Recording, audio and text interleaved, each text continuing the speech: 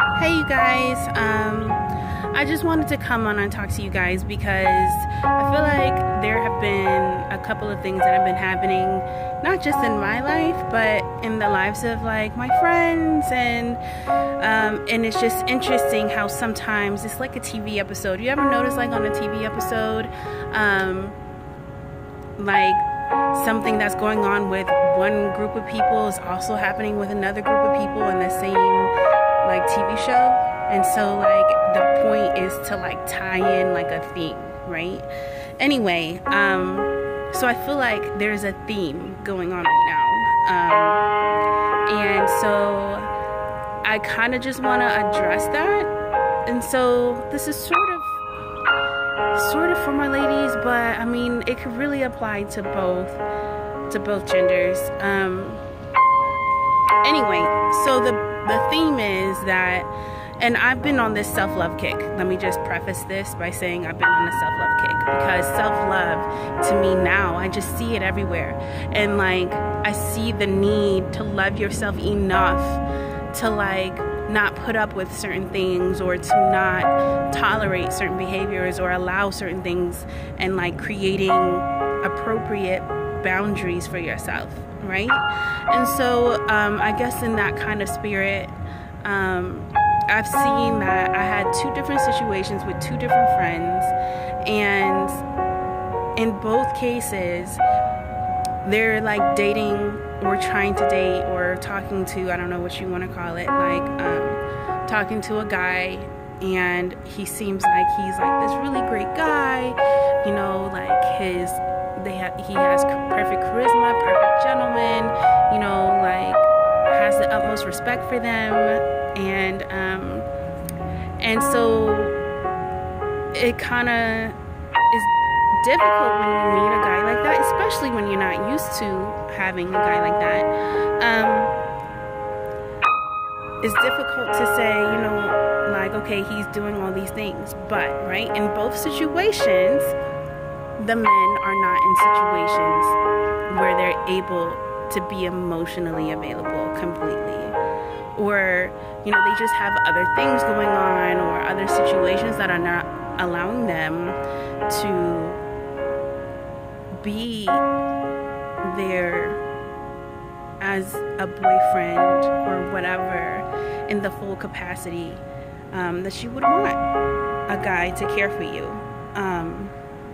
And so, you know, I normally, it's interesting because normally, like, you say, okay, if a guy is treating you badly, definitely try to get out of the situation. Like, you don't want anyone who's going to treat you bad. But if someone's treating you good, they treat you well, and, you know, everything seems to be perfect in terms of, like, the chemistry that you two share and things like that, but it's just like a tiny, you know, thing where they have other obligations that are not allowing them to be available for you. Like, it's hard, at least harder than to say, okay, well, I need to walk away, because ultimately what I'm realizing about self-love is that it really affects how you interact with other people, as well as like what you allow and what you tolerate from other people, what you're allowing into your life. And even though these guys are really great guys, and when they're ready and when the time is right, they might make great boyfriends and eventually great husbands, you have to decide, what do I deserve? Because I know what I'm gonna put into a relationship, right? So like, I know that when I love someone, I'm putting my all into it. And if I'm going to like love you, I'm going to love you like wholeheartedly, and I want to give you like all of me, you know, and so just to like say, okay, well, I'm going to open myself up that way to someone and be vulnerable, right? Like, you're exposing parts of yourself, but you should, you know, be careful with who you do that with, and you should only do that with someone who's willing and able to do the same to you and open themselves and give themselves to you 100%. And it seems like in both of these cases, the men are willing to, but they're not in a situation or in a position to be able to do that. And so you have to recognize that, like, I love myself and I'm willing, like, I want to love you that way, but I should only want to do that for you and want to love you that much or open myself up to you that much if you are able and willing to do the same. Being willing is one thing, and then being able is another. And so I think that seeing that a man is willing to love you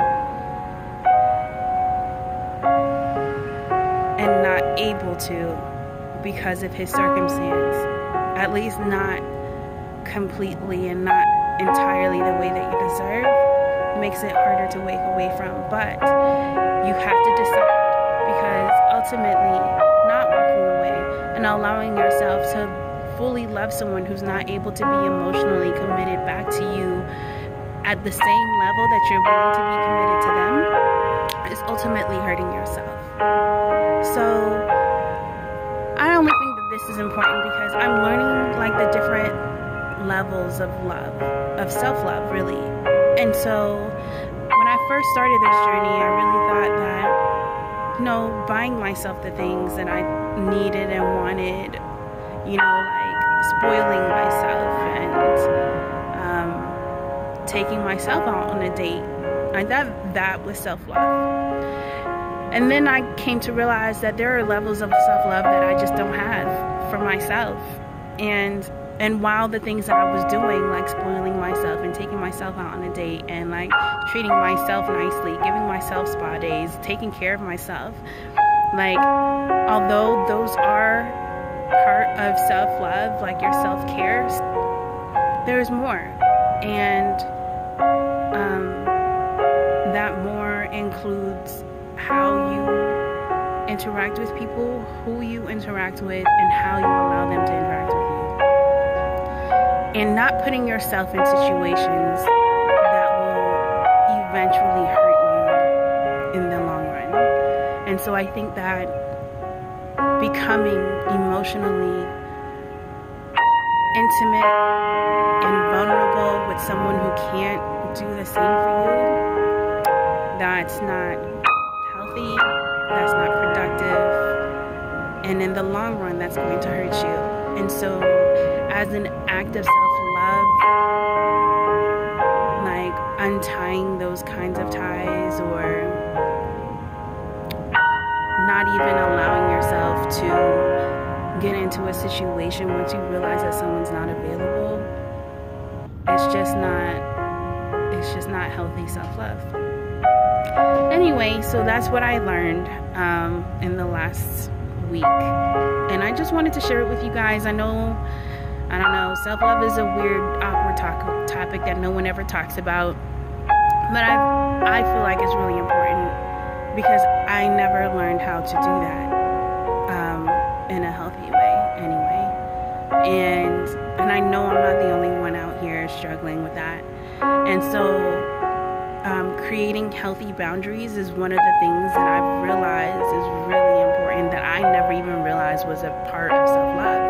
And so, like I said, I just wanted to share that with you guys. I hope that this is helpful to somebody and that you start to implement or at least recognize the areas where your self-love isn't as strong or as healthy as it could be, and that you use this as a motivator to start looking into your own life and trying to see what areas your self-love is weaker and try to strengthen it. Try to love yourself the best way that you know how and grow that love every day, every opportunity that you have. So, all right, you guys, I'll talk to you next time.